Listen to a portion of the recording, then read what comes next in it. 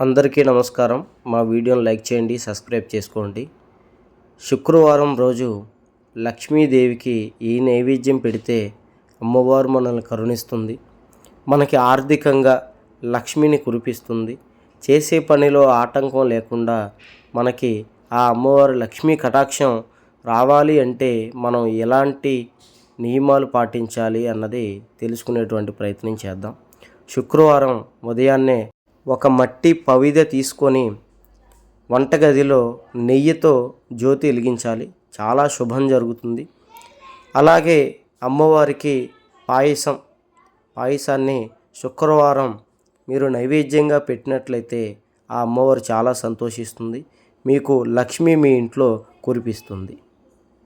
మీకు ఎటువంటి సమస్యలున్నా ఈ గురువుగారిని సంప్రదించండి. అన్ని సమస్యలు మీకు పోతాయి. 100% ఆయన పరిష్కారం మీకు చూపుతారు.